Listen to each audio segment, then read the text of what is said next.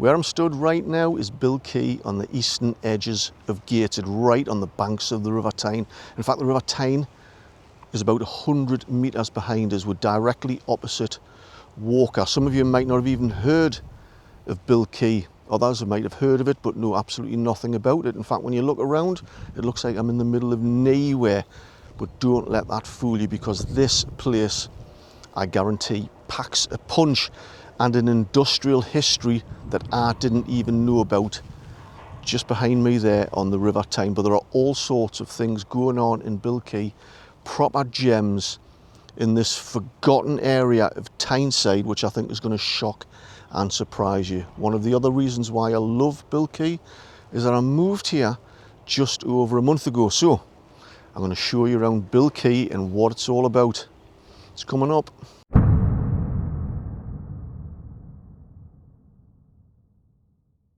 So before we head down to the River Tyne to talk about its amazing industrial past and then go on to talk about the things that are going on in Bill Quay today, I just want to mention a couple of things. First of all, an apology. I haven't made a video for about 2.5 months.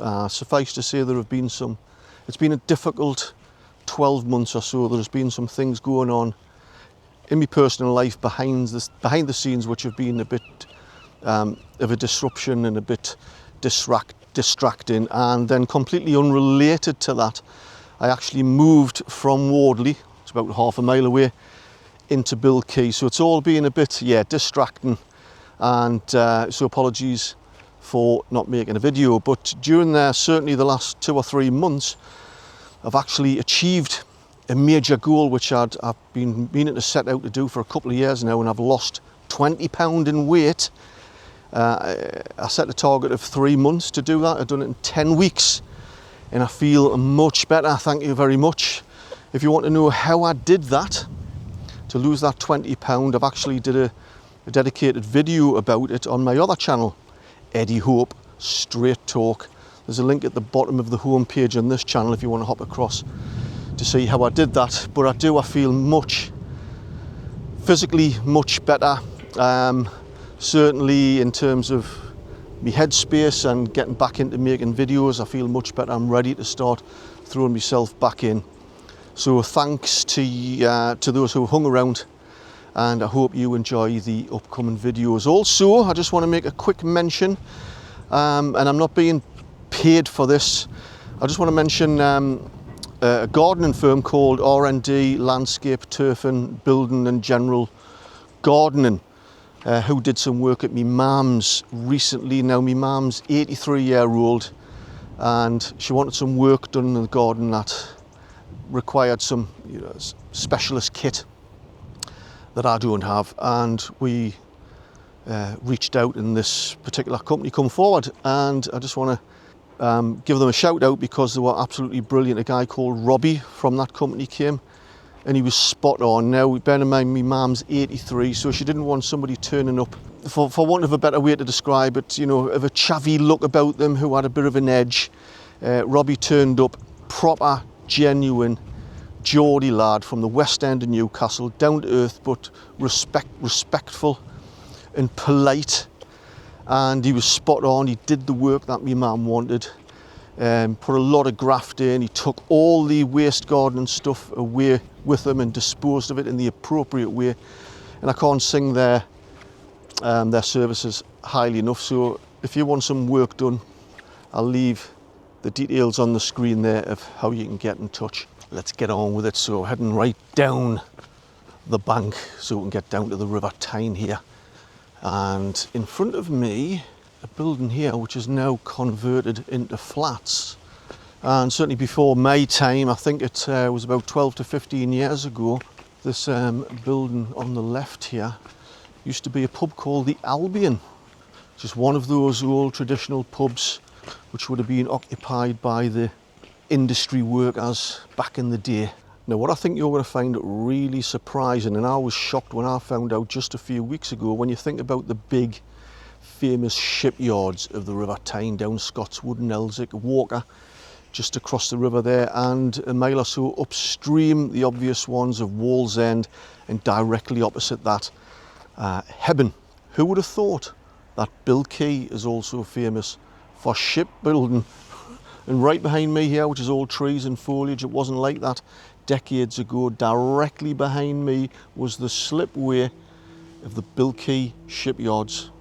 Roll the clock back 200 years and the River Tyne is a production line of steel and sweat. Giants like Armstrong's, Swan Hunter at Wallsend, and Hawthorne and Leslie at Hebburn spring to mind when thinking of shipbuilding. However, in a small corner of Gateshead, Bill Quay was also a hive of industry, with glassworks, chemical works and shipbuilding.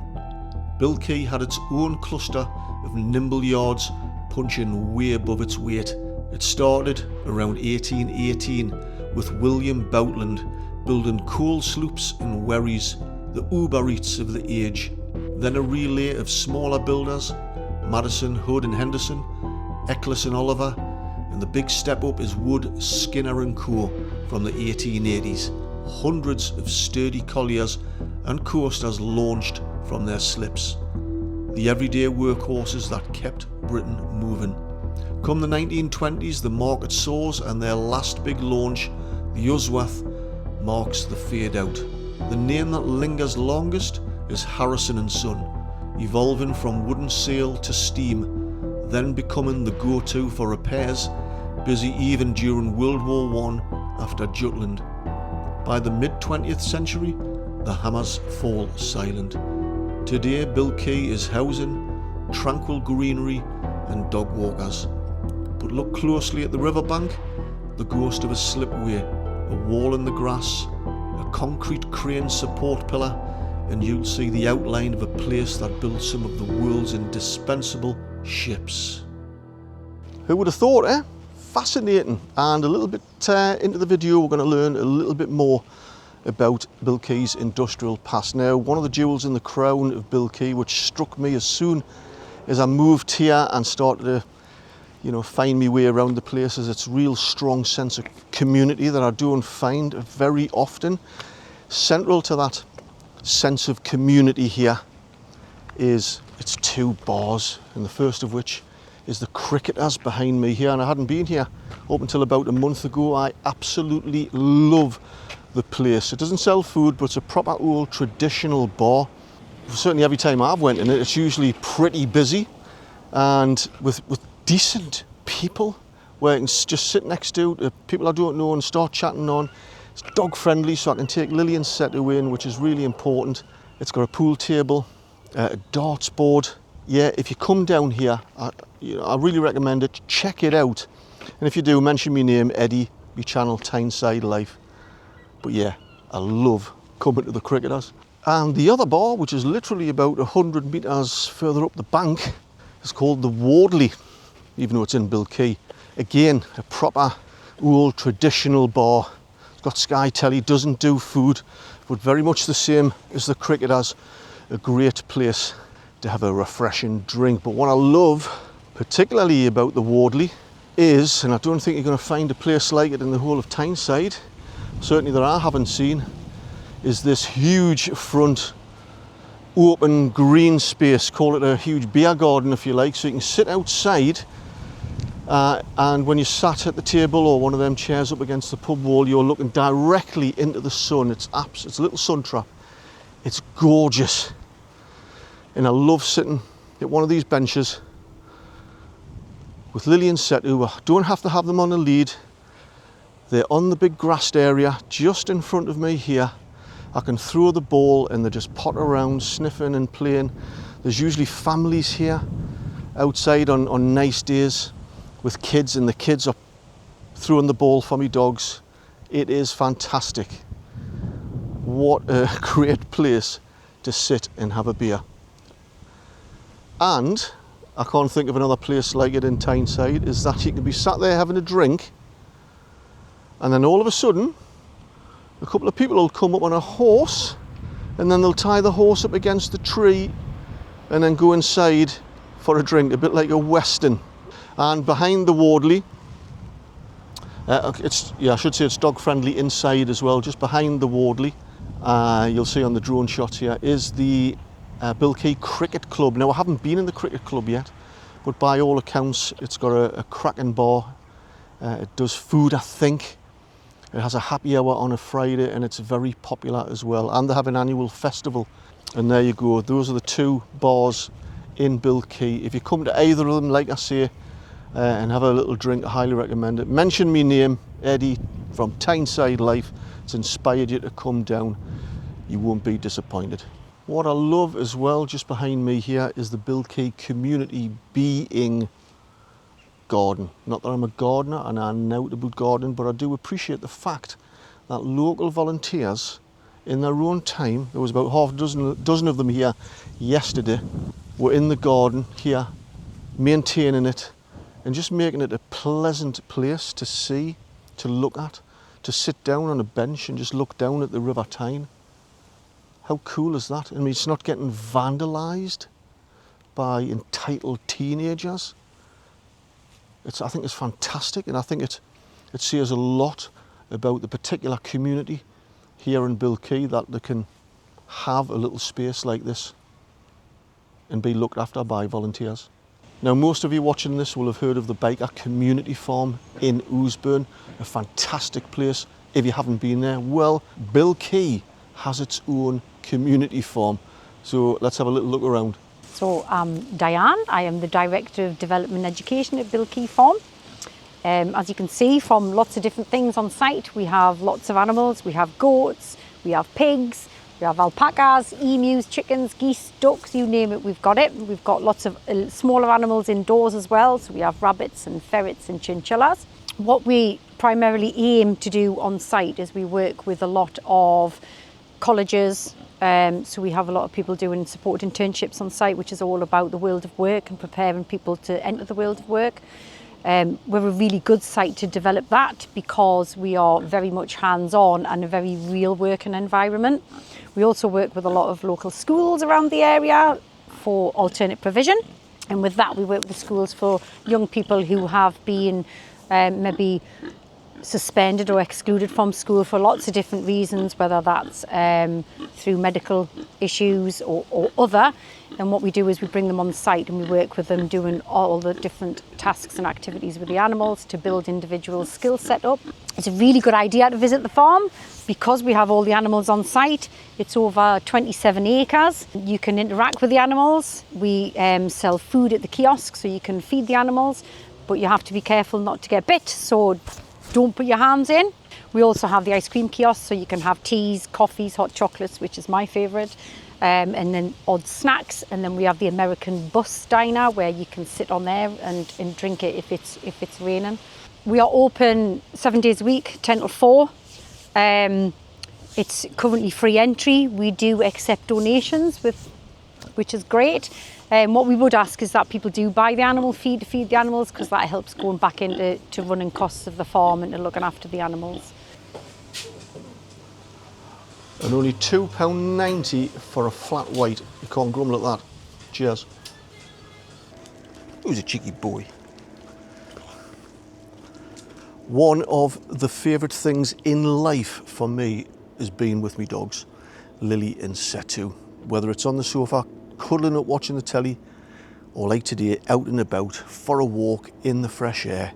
It is my favourite thing in life.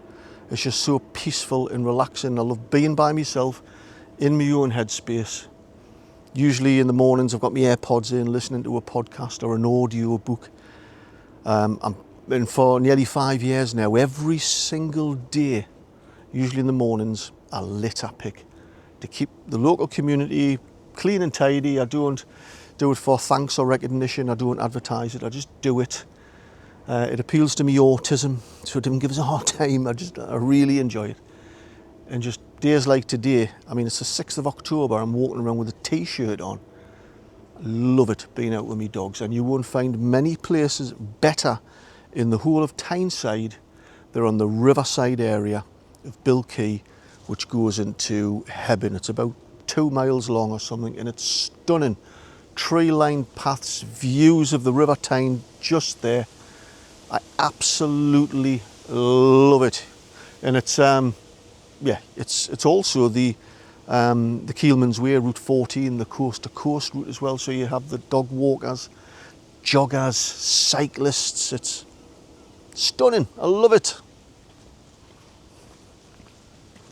Now I've stopped at this particular spot for a reason. If I went on another couple of 100 metres or so down there, I'd hit the boundaries of Bill Quay before it starts going into Hebburn. And I want to talk about going back a few decades to about the 1970s and beyond.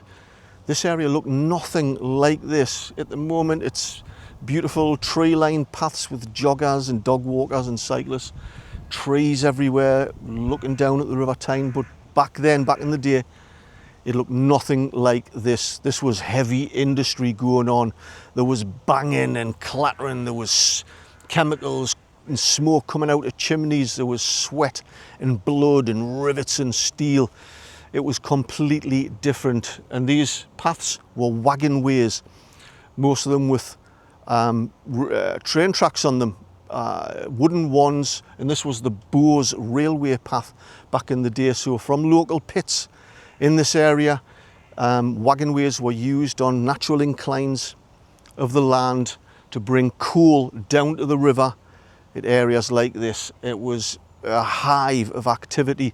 And behind me here, specifically at this very point, it was the Pilo main staiths. There was two of them, hard standings down by the edge of the river, and you wouldn't recognise this land behind me now because there were two main coal transport facilities down to the river which would take the coal and then unload it into waiting ships which were waiting by the side of the staiths there. And back in the day, in the 1920s and 30s at its peak, they were transporting about 140,000 tonnes of coal a week in this particular area. And it's just hard to imagine just 80, 100 years ago how this is unrecognisable. Do you know what? I forgot to mention why Bill Quay is called Bill Quay. Well, it's named after Bill Point, which is on the opposite side of the river at Walker, because back in the day, hundreds of years ago, there was a rocky outcrop which came into the River Tyne, and actually when I looked at a map, it probably looks a bit like a duck's bill. It was called Bill Point. I think it was about in 1880, the River Tyne Authority, when it was going through that period of improving the navigation of the River Tyne, where they dredged up islands in the River Tyne like Kingsmeadow Island in between Dunstan and Elsick, and the one at Bladen. They shaved off the point that jutted out into the River Tyne at Walker, but it retains its name, Bill Point at Walker, and of course that's why Bill Quay is called Bill Quay. So I hope I've given you a little flavour, a little snapshot into what Bill Quay looks like and what the community's like. I love it here. I think it's one of Tyneside's forgotten gems. It's a little secret, if you like. Brilliant community. And if you haven't been here, come down. Come for a dog walk, a cycle, try out the pubs, go to the farm. Just lap it all up. Great place. Hope you enjoyed the video. Hope you found it informative and interesting. If you did, don't forget to give us a thumbs up. And of course, if you want to see more videos like this, don't forget to hit that subscribe button down below so you'll get an instant notification. Right, I'm off to the pub for a pint. See you later.